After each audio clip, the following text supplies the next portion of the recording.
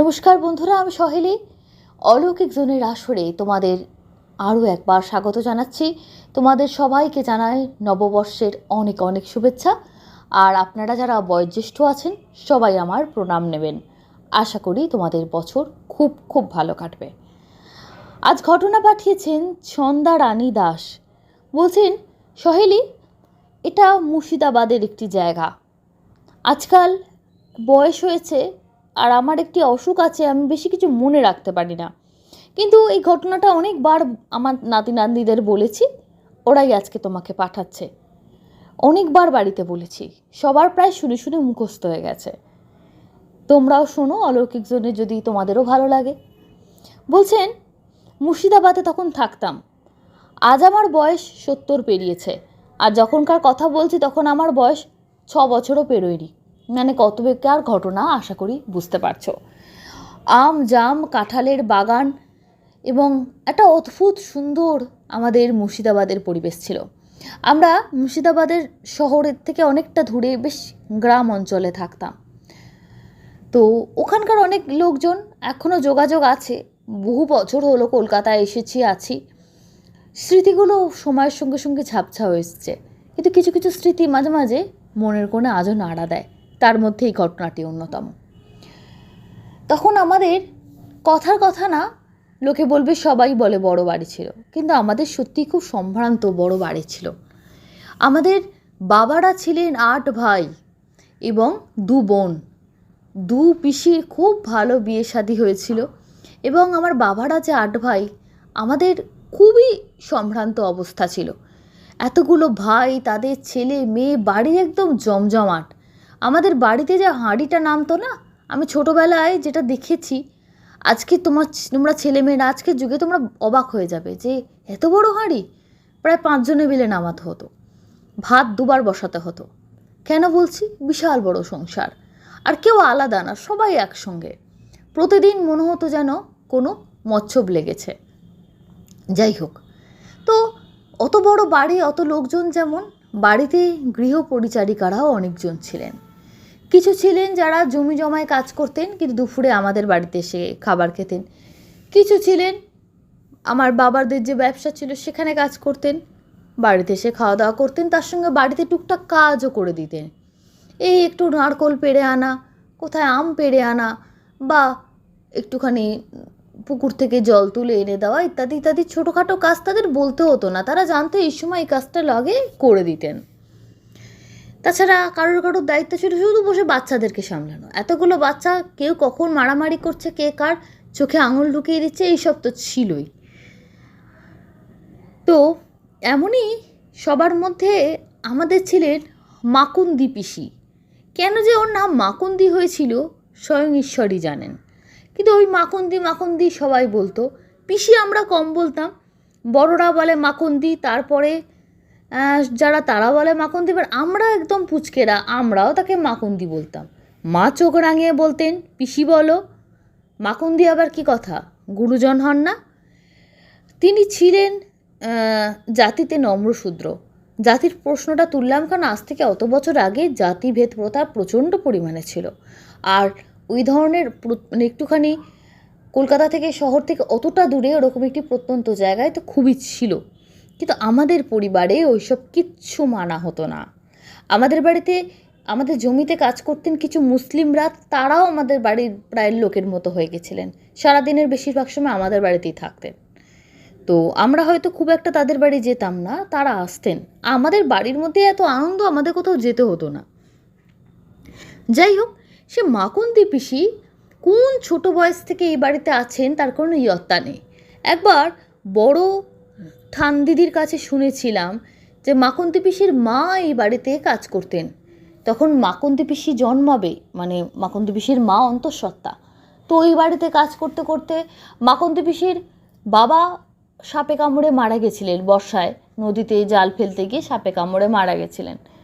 তারপর থেকে মাকুন্দি পিসিকে নিয়ে জন্মের পর থেকে ওর মা এই বাড়িতেই থেকে যায়। এই বাড়ি থেকেই তখন অল্প বয়সে বিয়ে দেওয়ার রীতি ছিল, বিয়েও দেওয়া হয় কিশোরী মেয়েটিকে। কিন্তু বছর ঘুরতে না ঘুরতে মায়ের ভাগ্য পেয়েছিল মেয়েটা, বিধবা হয়ে এ বাড়িতেই চলে আসে। ওর মা বহুদিন কাজকর্ম করার পর লাস্টের দিকে মাথা খারাপ হয়ে গেছিল, চলে গেছিল কাশিতে, বলেছিল আমি কাশিবাসী। এবার বাড়ির লোক হয়ে যাওয়ায় তাকে কাজের লোকের শ্রেণীতে কেউ দেখতো না, বাড়ির গুরুজনের শ্রেণীতেই তিনি থাকতেন। তাকে কাশিতে দিয়ে আসা হয়েছিল, কিন্তু তার মেয়ে সেই যুগ থেকে রয়ে গেছে।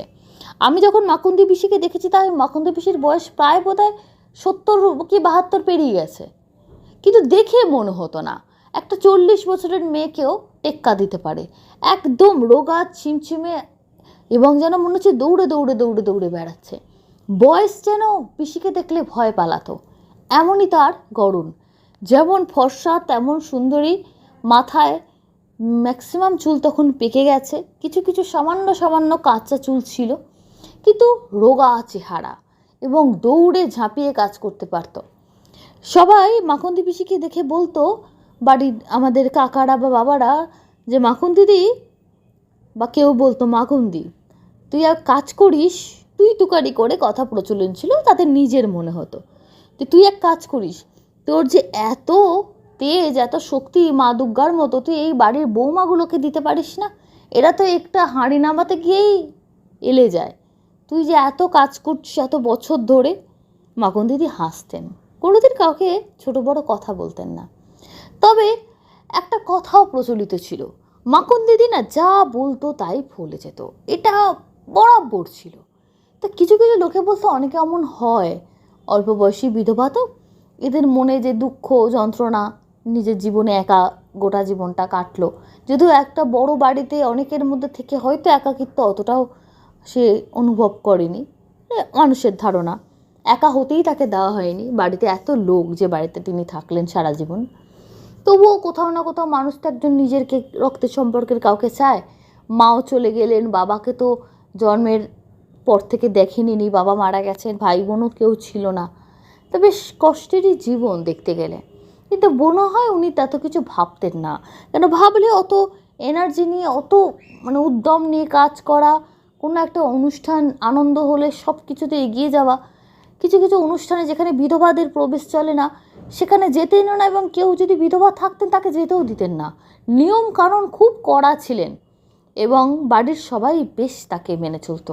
আমার ঠাকুমাকে দেখেছি কত সময় কত নিয়ম তার কাছে বাতলাতেন, এটা হলে এটা কি করব মাখন্দি, ওটা হলে ওটা কি করব। কিন্তু সুখ সারা জীবন মানুষের থাকে না। আমার বাবাদের যে ভাই, আমার ঠাকুমার যে সপ্তম সন্তান, তার যখন বিয়ে হয় সেইখান থেকে একটা সমস্যা সৃষ্টি হয়। বৌমা আমাদের কাকিমা হন সম্পর্কে, ওদের চোখে বৌমা মুর্শিদাবাদের মেয়ে ছিলেন না, অন্য একটি জায়গা থেকে তাকে নিয়ে আসা হয়েছিল। তখনকার দিনে অনেক দূরে দূরে সম্বন্ধ হতো। তো তাদের পরিবার এই পরিবারকে দেখে প্রথমে রাজি হয়নি, এত বড় পরিবার, মেয়েকে বোধহয় সারাদিন কাজ করতে হবে। কিন্তু সবাই মিলে বলে যে না না, আমাদের বাড়িতে প্রচুর যত কাজ তত লোক, আপনার মেয়েকে এক্ষুনি গিয়ে কাজ করতে হবে না, বা আমাদের কাজের জন্য লোক লাগবে না, আমাদের প্রচুর লোক আছে, বৌমা আমাদের বাড়িতে যত্নেই থাকবেন। কিন্তু মাখন দিদি বিভিন্ন নিয়ম কানুন বাতলাচ্ছিলেন। মাখন দিদি দ্বিতীয়বার, বৌমাকে সবাই তো একবার গিয়ে দেখে এসছে, তারপর দ্বিতীয়বার একদল গেছে, তৃতীয়বার একদল গেছে। তখনকার দিনে বহুবার যাতায়াত হয়ে তারপর বিয়ে পাকা কথা হতো, একবার বা দুবার গিয়ে পাকা কথা তখনকার দিনে হতো না। তো তৃতীয়বারের বার মাখন দিদি গেছেন। মাখন দিদি গিয়ে বিভিন্ন রকমের তার যা আচার বিচার সমস্ত কিছু সবাইকে বলা টলা, সেই মেয়ের বাড়িতে সমস্ত আচার বিচার পালন হয় কিনা সব কিছু দেখা। তখনকার দিনেও মেয়েটির পরিবার, সে কাকিমার, ওনার কাকিমা হয় সম্পর্কে, তার পরিবার ছিল বেশ আধুনিক এবং কিছুটা ব্রাহ্ম সমাজ ঘেঁষা ছিলেন। ব্রাহ্ম সমাজের যে নিয়ম কানুনগুলো তারা পালন করতেন। তো বাড়িতে কোনো দেব মূর্তি ছিল না, এবং তাদের পোশাক আশাকের ধরন আজকের যুগ অনুযায়ী ছিল, বেশ আধুনিক ছিল। তো অনেক কিছু অনেকের দৃষ্টিকটু লেগেছিল তখনকার দিনে। এখন যেমন সবাই কেউ কারোর ব্যাপারে সামনাসামনি বলতে সুযোগ পায় না, তখনকার দিনে ছোট ছোট জিনিসও খুব বড় আকার ধারণ করতো। তো মাখন দিদি মুখের ওপর বলে দিয়ে চলে এলেন, খুব মুখ কাটাও ছিলেন, যে না না, এই বিয়ে হবে না, আপনাদের সঙ্গে আমাদের নিয়মকানুন মেলে না। তারপরে এই সত্যনারায়ণ পুজোর জোগাড়ে কী কী লাগে, সামান্য কিছু জিনিস একটা মেয়ে বলতে পারছে না, তাহলে সে মেয়ে কী বাড়ির বউ হবে? আর 5 জনের থেকে থেকে শিখে যাবে সে আলাদা কথা, কিন্তু বাড়ি থেকে যখন শিক্ষে নেই, ও শ্বশুর বাড়িতে গিয়ে ও শিক্ষে কোনো কাজে লাগবে না। তা মাখন দিদির পছন্দ হয়নি, তাদেরও মাখন দিদিকে পছন্দ হয়নি। এবার যিনি পাত্র, তার মেয়েটিকে ভালো লেগেছিল। এবার তিনি তো আর লজ্জায় বলতে পারছেন না, কিন্তু বাধ্য হয়ে তার এক বৌদিকে বলেন, মানে আমার মায়ের পর যে কাকিমা তাকে বলেন। তিনি বলেন এবং বেশ এই প্রথমবার মাখন দিদির অমতে তার না করে দেওয়ার পরও বিয়ে হয় আমার সেই কাকার। এটা প্রথমবার মাখন দিদিকে ফিল করিয়েছিল যে তিনি এ বাড়ির লোক না, বা তিনি বাইরের লোক। এবং মেয়ের মা মুখ ফসকে নাকি একবার বলেও ফেলেছিল, আপনি তো জাতিতে নম্র শূদ্র, আপনি বাউন বাড়ির নিয়ম এত শত জানেন কি করে, আমাদের বাড়িতে কি হয় কি না হয়। তো মেয়েটি নাকি অগ্রধানী ব্রাহ্মণ যাদেরকে বলা হয় সেই ব্রাহ্মণের জাতি থেকে আসতো, আর এনারাও কায়স্থ ছিলেন, মানে যিনি ঘটনা পাঠিয়েছেন তার বাপের বাড়ি কায়স্থ ছিলেন।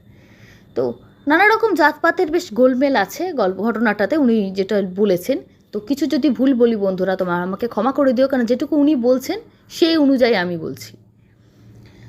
তারপর এই যে মাখন দিদির মনে আঘাত লাগলো, সে আঘাতটা বোধহয় খুব জোরে লেগেছিল।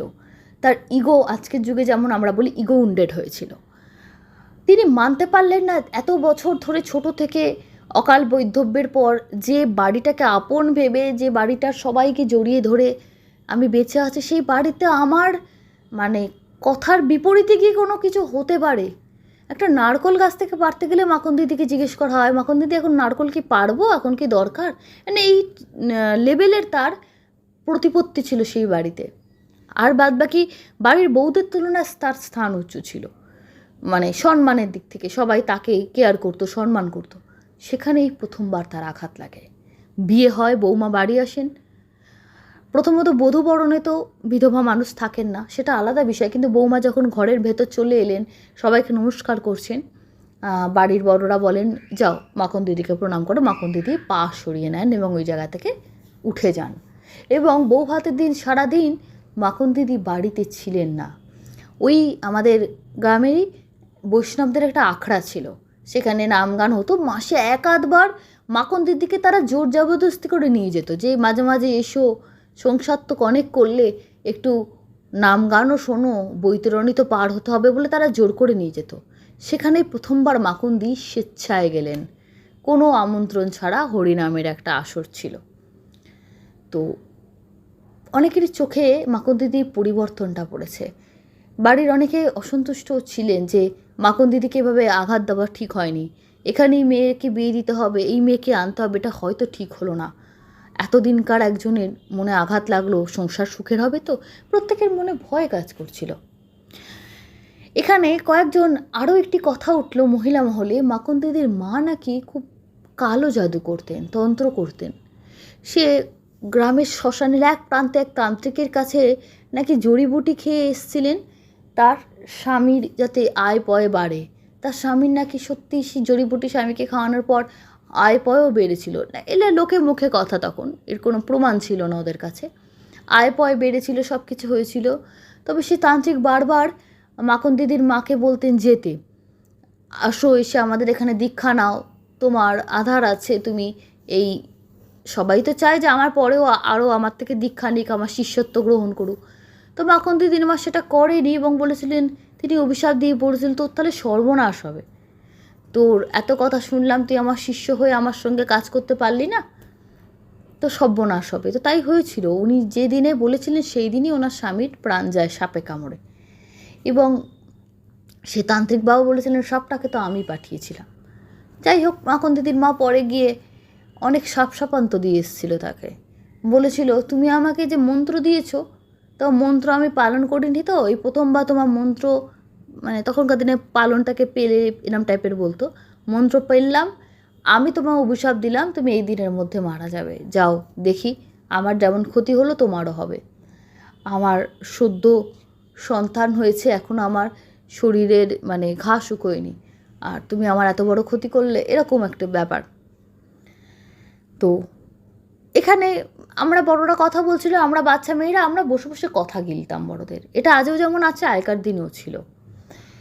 এবার আমরা শুনছি, তখন একজন বড় দিদা ছিলেন, তিনি বলছেন না না এই গল্প সত্যি না, মাখনদি হওয়ার আগেই তো ওর বাবা মারা গেছে। কেউ কেউ বললো না না মাখন দিদি তখন হয়েছে 1 মাসের মেয়ে।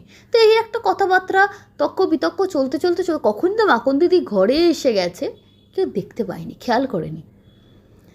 মাখন দিদি প্রথমবার সবাইকে ঝাঁঝিয়ে উঠলেন, উঠে বললেন আমি জন্মানোর আগে আমার বাপ মরেছে, না আমার জন্মের 1 মাস বাদে বাপ মরেছে, তাতে কি লাভ হলো?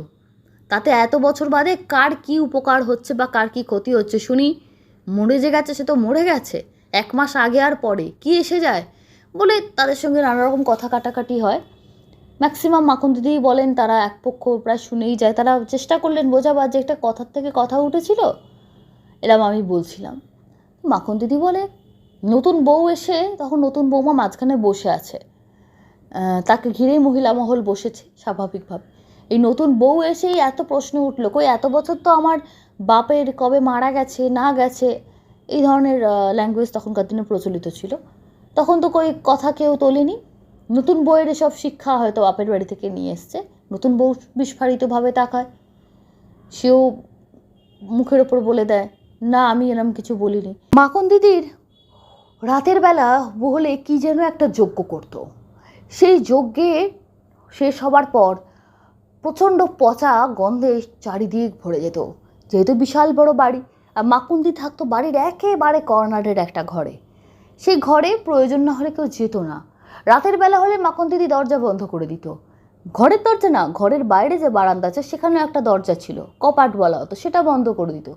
সুতরাং ওই কপাট দিয়ে দোরগড়া পেরিয়ে তার ঘরে ঢোকার কোনো ব্যবস্থাই নেই। কেউ জানতে পারতো না, কেউ প্রশ্ন করার সাহসও পেত না। সবাই জানতো যে মাখন দিদি রেগে যাবে, কারণ সবে একটা বিয়ে বাড়িকে কেন্দ্র করে রেগে গেছে। বিয়ে হয়েছে তখন কাকার 6 মাস, বাড়িতে বেশ আনন্দ খুশি চলছে।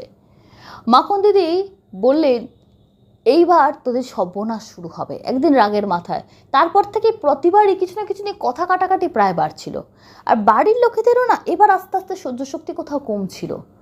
তাদের যে এতদিন ধরে মনের মধ্যে চিন্তা ভাবনা যে মাখন দিদি আমাদের নিজের লোক, কিছু বললে রেগে যাবে বা কিছু, এবার তাদের মনের মধ্যে একটা জিনিস কাজ করছিল যে বড্ড বেশি হয়তো তাদেরকে আমরা প্রশ্রয় দিয়েছি বা কিছু, আজকে সে সবসময় আমাদেরকে ধমকে কথা বলছে।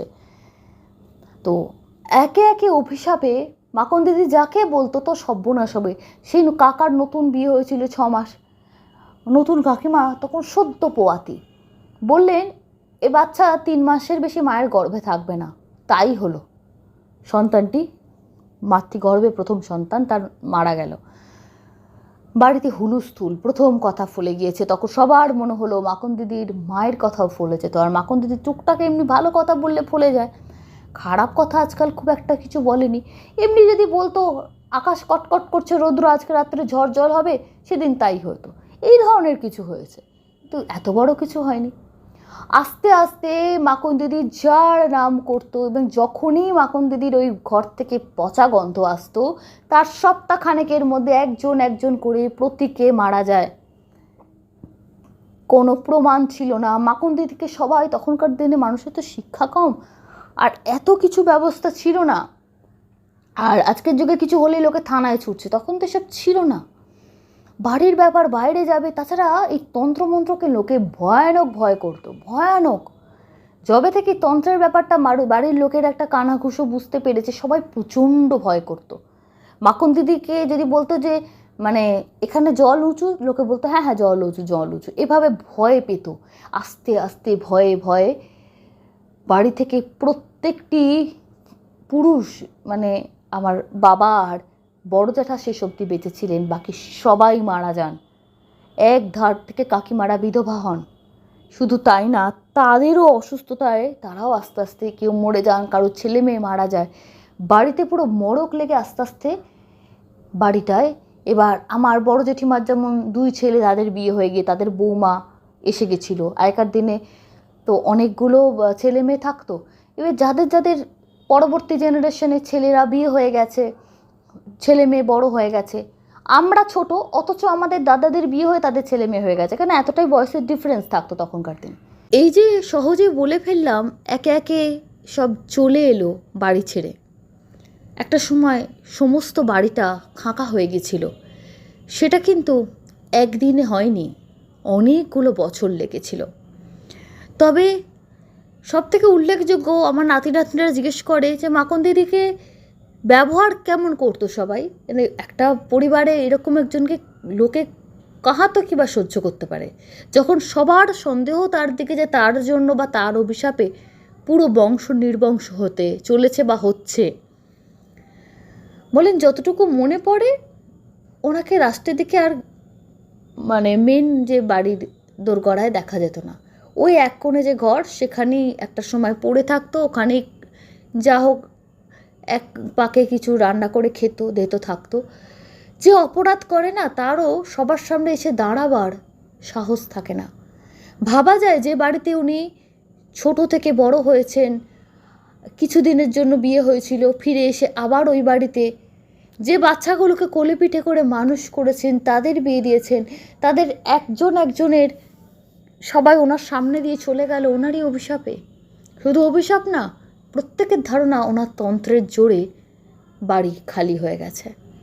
তো সেই হাহাকার করা মায়ের সামনে বা সেই স্ত্রীর সামনে উনি কোন মুখে দাঁড়াবেন? একটা সময় ওনাকে ওনার ঘর থেকে কেউ বেরোতেও দেখতো না, লোকে একটু উঁকি ঝুঁকি মোড়ে দেখে আসতো কী করছে, ব্যাস, সামনাসামনি কেউ আর যেত না। ও এক কোণে পড়ে থাকতো। বিশাল বড় বাড়ি বলে কিছু বোঝাও যেত না। যে মানুষটার এত গুরুত্ব, এত ভালোবাসা, সম্মান ছিল, সে একটা দিন সব হারিয়ে ফেলেছিল। তারপর মাঝখানে বহু বছর কেটে গেছে, আমাদেরও বিয়ে থা হয়ে গেছে। তারপরে আমার এক দূরসম্পর্কের আত্মীয়া মাঝে মাঝে আসতেন মুর্শিদাবাদ থেকে, আমার বাপের বাড়িতে আসতেন, ভাইফোঁটা দিতাম, পুরনো কথা, পুরনো দিনের কথা তখন খুব আলোচনা গল্প হতো।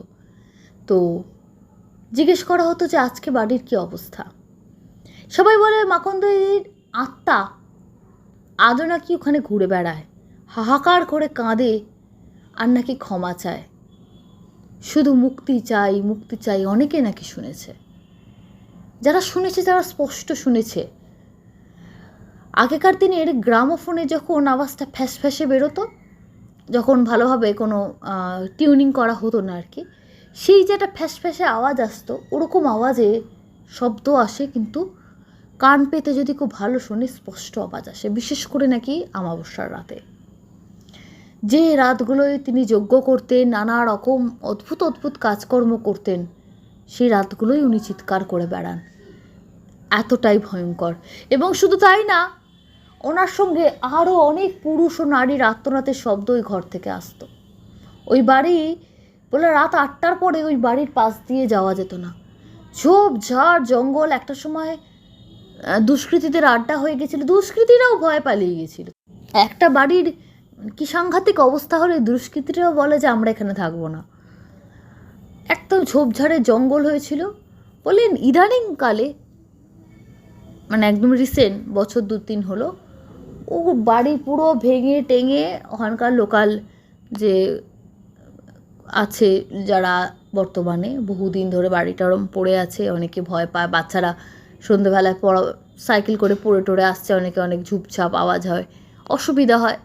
তো বাড়ির মালিকদের বর্তমানে যারা আছেন শরিকি, তাদের পারমিশন নিয়ে এবং যা যা আইন অনুক কাজকর্ম আছে সব কিছুর মাধ্যমে ওটাকে ভেঙে পুরো একদম মাঠ করে দেওয়া হয়েছে বাড়িটা। ওই বাড়ির জমিটা বলছেন আজকাল দেখতে খুব ইচ্ছা করে। ওই বাড়ির কতটা জায়গায় আমরা খেলে বেরিয়েছি, ওই মাঠটায় সামনে আমরা কত খেলে বেরিয়েছি, সেগুলো আজ আর কিচ্ছু নেই। খুব ভাবলে কষ্ট হয়, কিন্তু ওই যে অনেক বছর আগের কথা, এমন একজনের অভিশাপে পুরো বাড়িটা শেষ হয়ে গেল। খুবই ভয়ানক একটি ঘটনা বন্ধুরা, শুনে সত্যি খুবই খারাপও লাগলো, মন খারাপও লাগলো, যে কি বলবো, ভাষা পাচ্ছি না যে এরকমও হয়। আজকের ঘটনা এখানে শেষ করছি। তবে অনেকেই জিজ্ঞেস করছো যে ঘটনা কিভাবে পাঠাবো, ঘটনা পাঠানোর কি কোনো ব্যবস্থা আছে? অনেকে বুঝতে পারো না, তাদের জন্য বলছি। তোমরা আমাকে মেল করতে পারো অলৌকিকzone310@gmail.com, অথবা অলৌকিক জোনের ফেসবুক পেজে ঘটনা লিখে পাঠিয়ে দিতে পারো। আজ এই পর্যন্তই, আবার আসবো আগামী পর্বে নতুন এপিসোড নিয়ে। ধন্যবাদ, শুভরাত্রি।